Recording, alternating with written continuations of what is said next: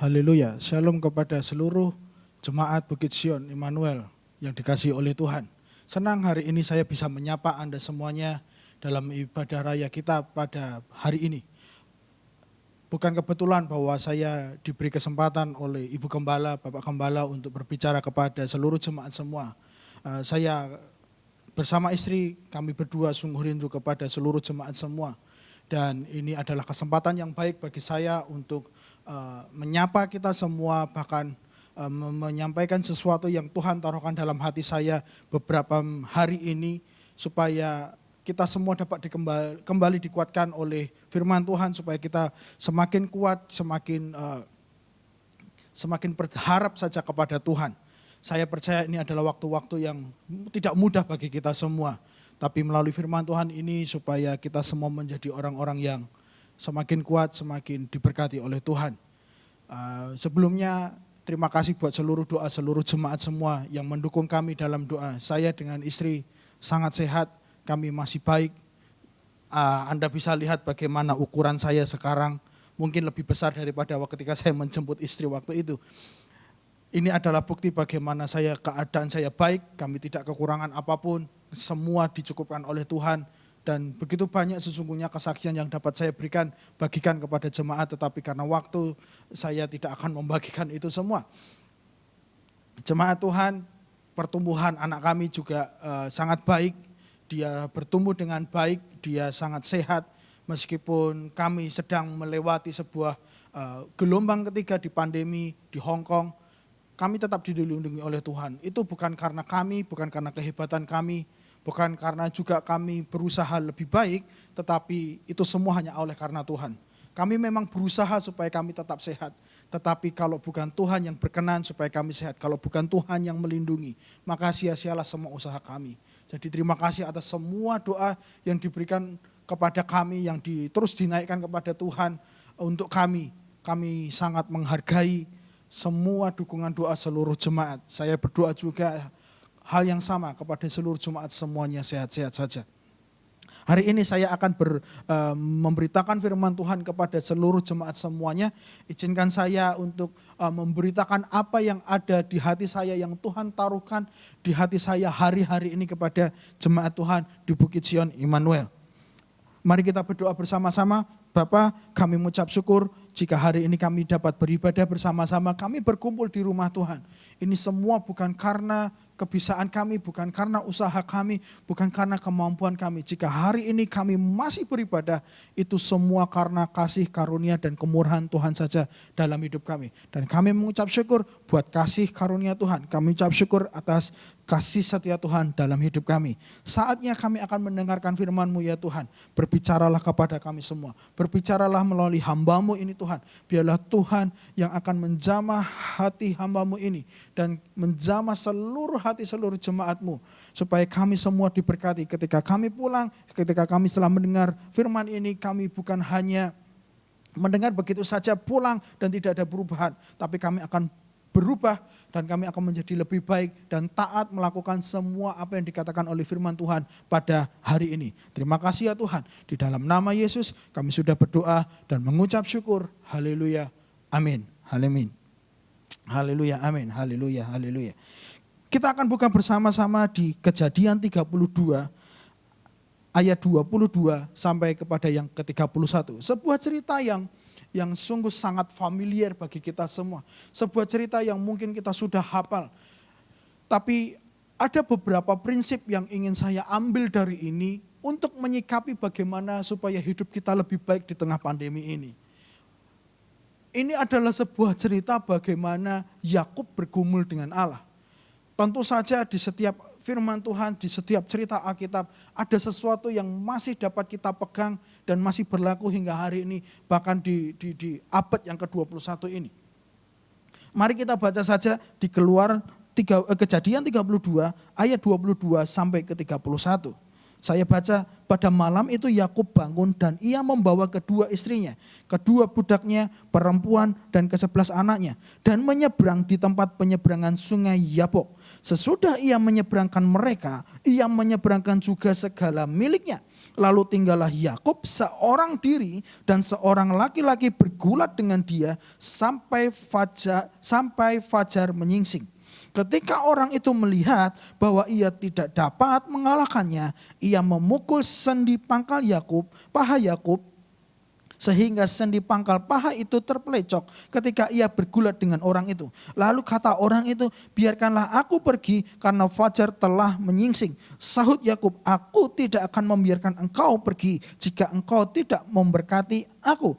Bertanyalah orang itu kepadanya, siapakah namamu itu? Sahutnya Yakub. Lalu kata orang itu, namamu tidak akan disebutkan lagi Yakub, tetapi Israel, sebab engkau telah bergumul melawan Allah dan manusia dan engkau menang. 29.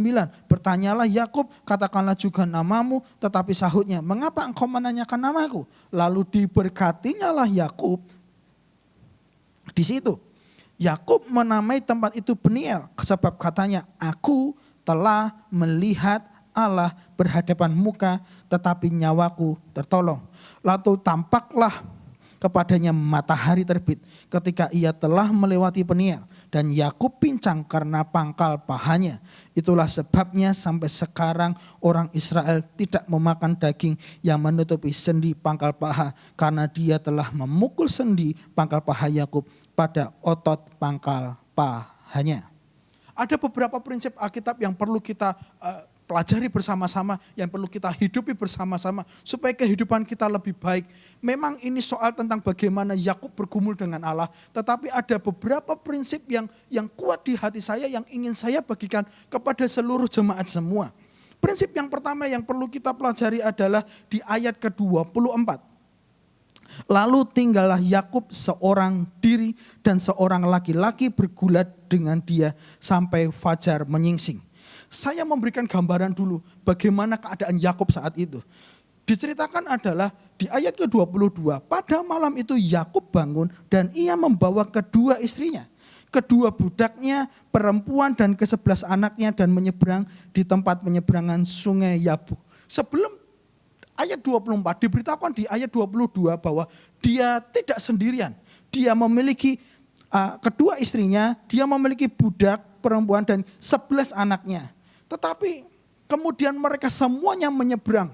Dan sekarang posisi Yakub adalah dia sendirian di sisi yang lain. Lalu di ayat 23 juga diberitahu bahwa sesudah ia menyeberangkan mereka, ia mau menyeberangkan juga segala miliknya. Tidak ada orang lagi, tidak ada harta bendanya, dia benar-benar sendiri. Di ayat 24 tadi dikatakan, lalu tinggallah Yakub seorang diri. Menariknya ayat berikutnya, dan kemudian seorang laki-laki bergulat dengan dia sampai fajar menyingsing. Ada sebuah peristiwa yang menarik bagi saya.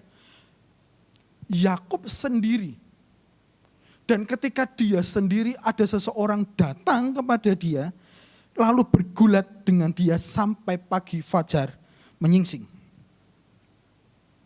Pertanyaannya, mengapa orang ini datang ketika dia sendiri? Mengapa orang itu datang ketika dia tidak punya apa-apa lagi? Mengapa orang itu datang ketika dia benar-benar dalam keadaan tidak punya apa-apa, tidak ada orang yang menemani, tidak ada lagi ke-11 anaknya, tidak ada lagi keluarganya, tidak ada lagi harta bendanya. Di tengah kesendirian itu justru seseorang datang. Dan tentu Alkitab mengatakan orang itu adalah Allah yang menyamar, yang berubah bentuk menjadi seperti manusia. Atau orang yang berkata itu adalah malaikat datang kepada dia. Malaikat datang, orang itu datang ketika Yakub benar-benar sendiri.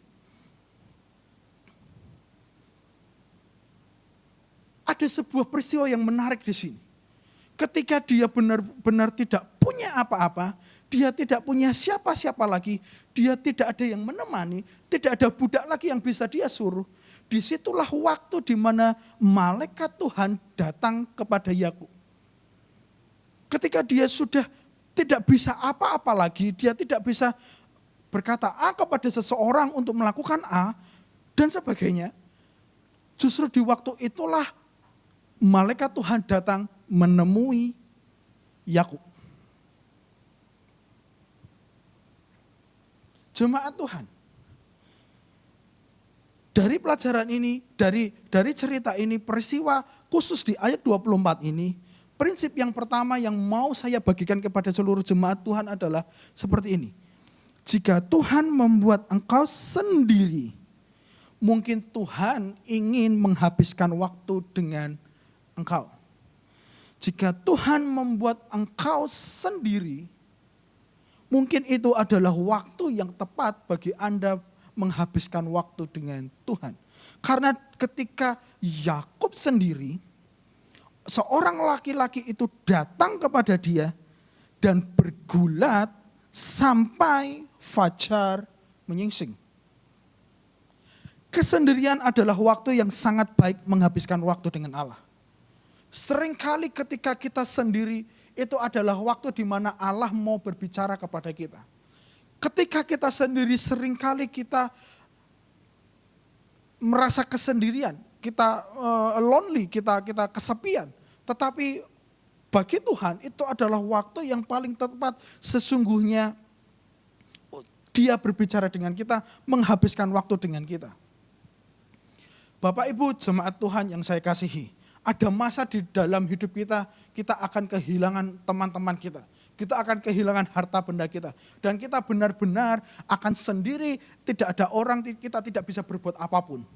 Bagi saya, itu adalah waktu yang sangat baik kita kembali kepada Tuhan. Itu adalah waktu yang sangat baik ketika kita harus datang kepada Dia, menghabiskan seluruh waktu kita, menghabiskan seluruh pusat perhatian kita untuk kembali kepada Tuhan. Di Matius 6 ayat 6, mari kita kembali kepada ayat itu. Tetapi jika engkau berdoa, masuklah ke dalam kamarmu, tutuplah pintumu dan berdoalah kepada Bapamu yang ada di tempat tersembunyi. Di tempat tersembunyi, di kesendirian kita. Di situ adalah momen-momen terbaik dalam hidup kita untuk kita berfellowship dengan Tuhan. Ayub 29 ayat 2-4 dikatakan seperti ini. Akhirnya aku seperti dalam bulan-bulan yang silam, seperti pada hari-hari ketika Allah melindungi aku, ketika pelitanya bersinar di atas kepalaku, dan di bawah terangnya aku berjalan dalam gelap, seperti ketika aku mengalami masa remajaku, ketika Allah bergaul karib dengan aku di dalam kemahku. Di Matius dikatakan, masuk ke kamar, tutup pintu di tempat yang tersembunyi. Ayub memiliki pengalaman yang sama. Allah bergaul karib dengan aku di dalam kemahku. Kesendirian adalah waktu yang baik untuk kita kembali kepada Bapa. Kesendirian adalah waktu yang baik kita menghabiskan waktu kepada Bapa. Ketika kita kehilangan siapapun, ketika kita kehilangan apapun, itu adalah waktu yang terbaik.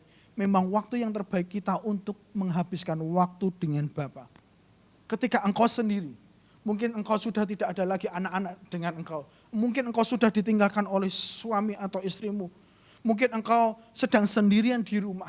Saya mendorong kepada seluruh jemaat, kembalilah kepada Bapa, menghabiskan waktu bersama dengan Dia. Tanya kepada Tuhan, Tuhan apa isi hatimu bagiku di tengah musim pandemi seperti ini. Tuhan beri saya kekuatan yang baru supaya saya bisa berjalan di tengah pandemi ini, dalam kehidupan yang sulit ini.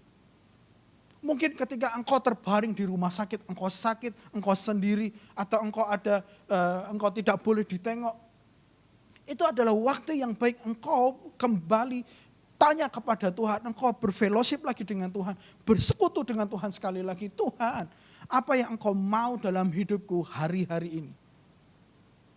Ketika Yakub sendiri, disitulah malaikat Tuhan datang menemui dia dan menghabiskan waktu bersama. Jadi Bapak Ibu jemaat Tuhan, ketika engkau tidak punya banyak lagi, bahkan ketika hanya engkau sendirian, jangan pernah takut karena ada Allah yang mau bergaul karib dengan engkau.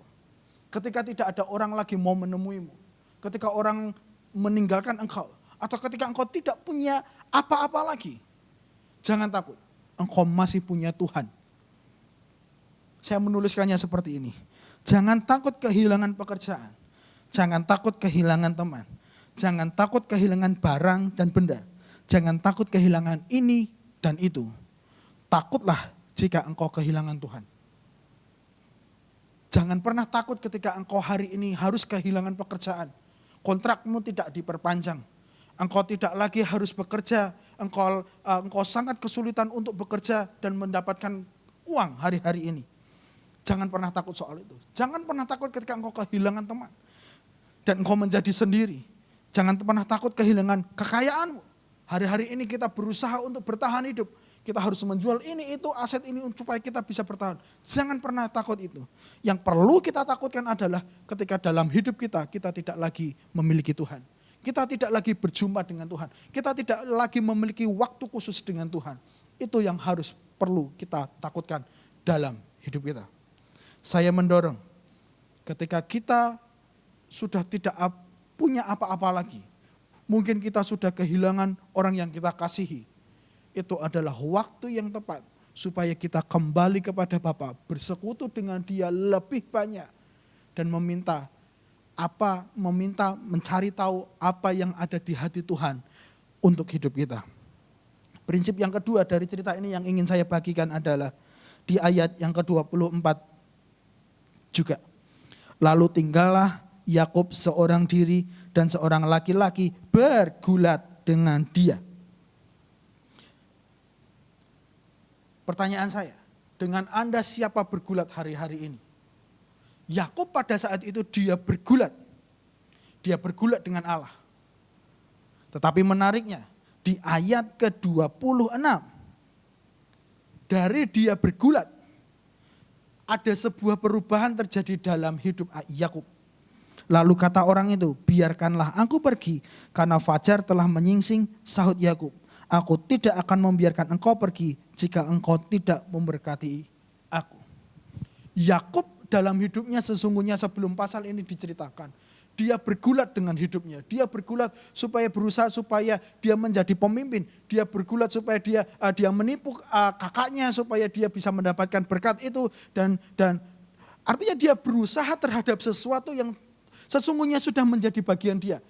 Tetapi di ayat 26 dikatakan bahwa ketika dia tidak bisa lagi bergulat, ketika dia sudah kehilangan tenaga, ketika pangkal pahanya sudah terpelecok dan dia tidak bisa lagi bergulat, yang dia lakukan adalah menarik.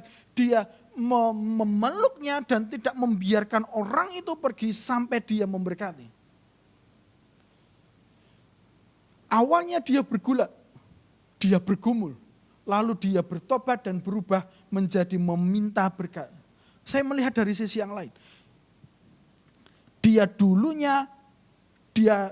terlebih dahulu bergulat. Kemudian berikutnya dia meminta berkat. Mungkin hari-hari ini kita bergulat dengan Allah. Kita begitu banyak komplain dengan Allah. Tuhan, mengapa ini semua terjadi?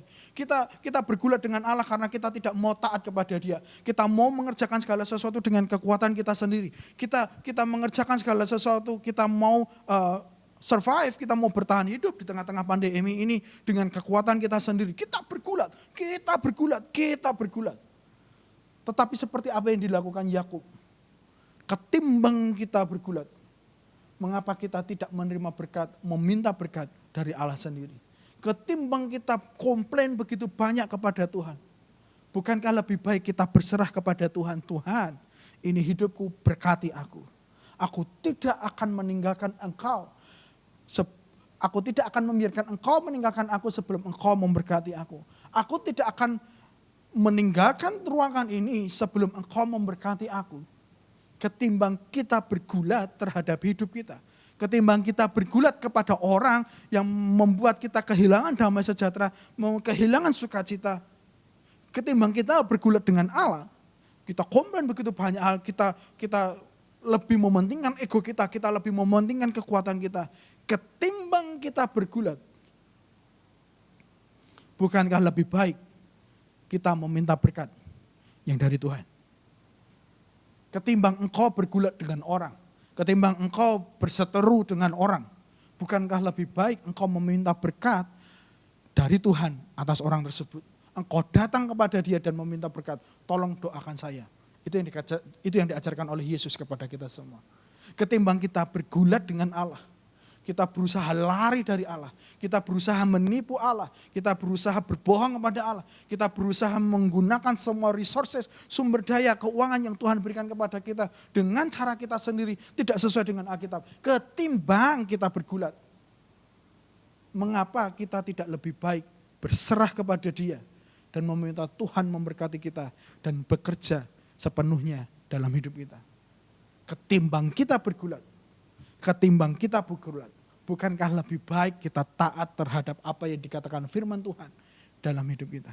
Bukankah lebih baik kita taat berserah kepada seluruh rencana Tuhan ketimbang kita bergulat mencari jalan hidup kita sendiri?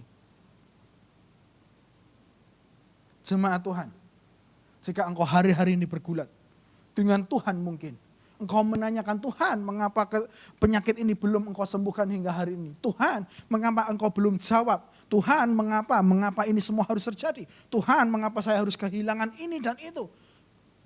Ketimbang kita bergulat dengan Tuhan, kita beradu argumen dengan Tuhan. Bukankah lebih baik kita menundukkan hati kita menundukkan pikiran kita, dan meminta Tuhan memberkati kita?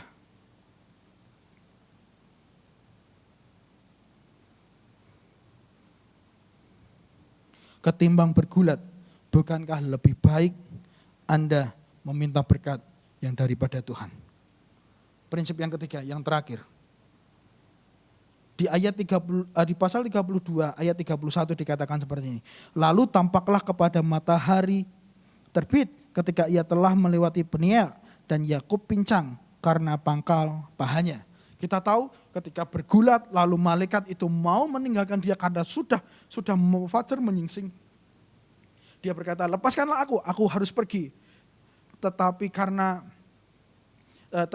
sesuatu hal, karena Yakub tidak mau melepaskannya, disentuhlah, kalau dalam bahasa aslinya disentuhlah lah, sehingga pangkal pahanya terpelecok. Kita sudah baca tadi. Menariknya adalah setelah orang ini pergi, setelah malaikat Tuhan ini pergi, Yakub menjadi pincang dan tetap berjalan. Dan ketika dia berjalan, dia akhirnya menemui saudara-saudaranya, dia menemui semua keluarganya dan bertemu dengan Esau. Dia berjalan dengan pincang, dia berjalan dengan pincang. Karena pangkal pahanya terpelecok. Yang mau saya katakan kepada kita semua, meskipun Yakub pincang, tetapi Yakub masih bisa berjalan. Meskipun Yakub pincang, tertatih-tatih, tetapi Yakub masih bisa berjalan. Apa maksudnya? Ketika kita mungkin hari ini punya sesuatu atau pincang dalam kaki kita, dan kita tetap terus berjalan, itu adalah tanda di mana Tuhan masih bekerja dalam hidup kita. Meskipun begitu, meskipun Yakub pincang, tetapi Yakub membawa berkat yang dari Allah tadi. Sehingga namanya berubah, dia diberikan berkat yang dari Tuhan yang tidak dimiliki orang lain. Meskipun dia memiliki kepincangan. Meskipun dia pincang, dia sudah bertemu dengan Tuhan. Meskipun dia pincang, dia sudah mengalami Tuhan.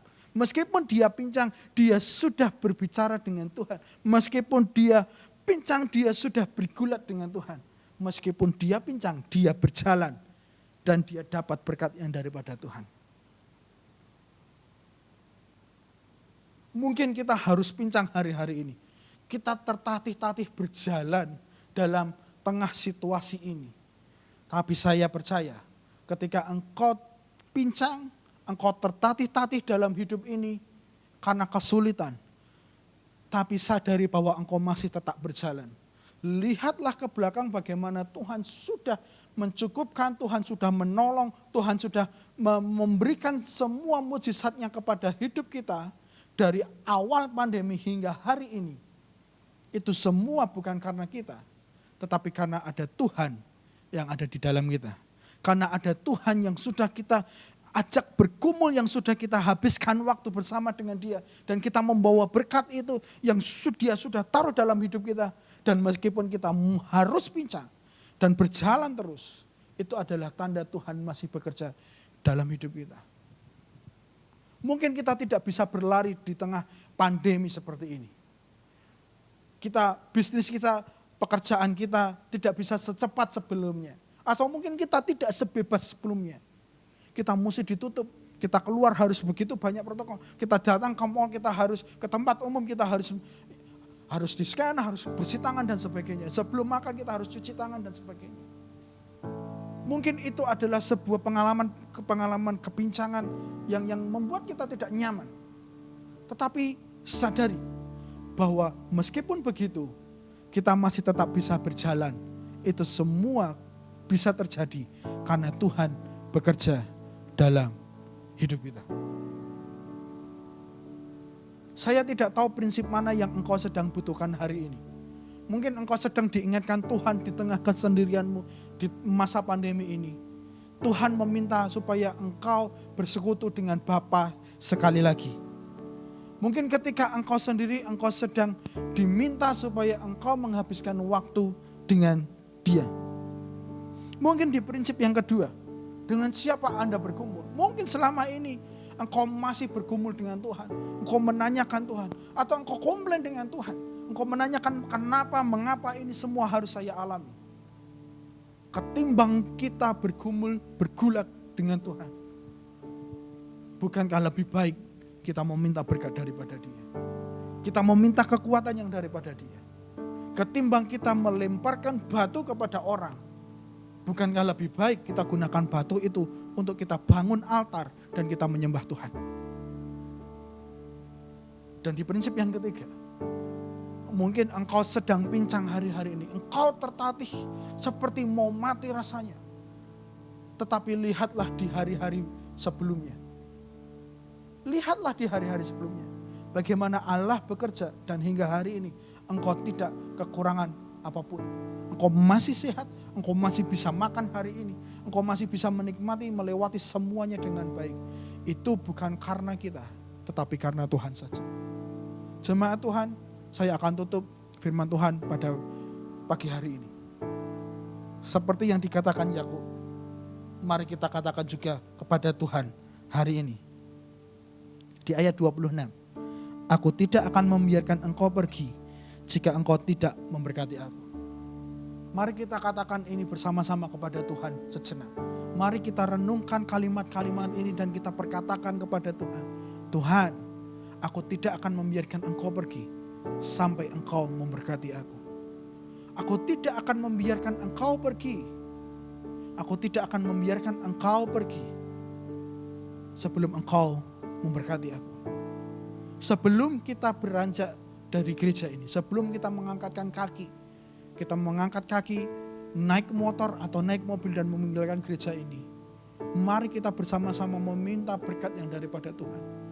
Tuhan, aku tidak akan meninggalkan tempat ini sebelum engkau memberkati aku.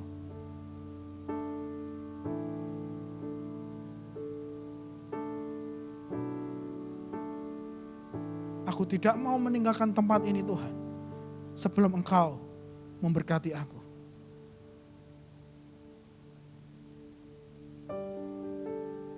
Tuhan, hamba berdoa buat seluruh jemaat-Mu pada pagi hari ini. Kami mau sejenak duduk diam, mencari wajah-Mu, sampai Engkau memberkati kami semua. Kami tidak akan terburu-buru Tuhan, untuk segera pulang. Tetapi kami mau mengambil waktu sejenak, duduk diam, sampai Engkau memberkati kami semua. Berkati seluruh jemaat-Mu Tuhan. Berkati seluruh jemaat-Mu Tuhan. Mungkin mereka sedang sendiri hari-hari ini. Tapi biarlah Engkau berbicara kepada mereka secara khusus di dalam nama Yesus. Di dalam nama Yesus. Ketika mereka harus sendiri, disitulah waktu yang terbaik bagi Tuhan berbicara kepada mereka. Menguatkan hati mereka. Menguatkan hati mereka. Atau jika hari-hari ini mereka bergumul dengan Engkau, mereka bergulat dengan kekuatan mereka sendiri. Saya berdoa di dalam nama Tuhan Yesus. Ketimbang mereka bergulat dengan Engkau, biarlah Engkau memberkati mereka Tuhan. Berkatilah mereka semua Tuhan, seluruh jemaat yang hadir pada hari ini. Berkati kami semua dalam nama Yesus. Berkati kami semua dalam nama Yesus. Mungkin hari-hari ini kami harus berjalan tertatih-tatih Tuhan. Ekonomi kami harus tertatih-tatih Tuhan. Usaha kami harus tertatih-tatih Tuhan. Pekerjaan kami harus tertatih-tatih Tuhan. Meskipun begitu kami masih bisa berjalan. Itu semua karena kasih karunia Tuhan saja. Bapa, hamba berdoa. Kuatkanlah seluruh jemaat-Mu. Kuatkanlah seluruh jemaat-Mu. Jemaat Tuhan, mari kita terus menyembah Tuhan. Mari kita terus menyembah Tuhan. Mari kita terus menyembah Tuhan. Sampai Tuhan memberkati kita semua.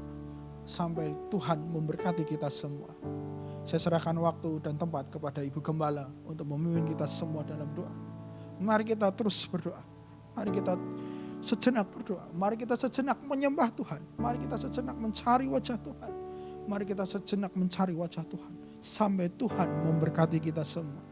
Terima kasih Tuhan. Terima kasih Tuhan. Dalam nama Yesus. Dalam nama Yesus. Dalam nama Yesus.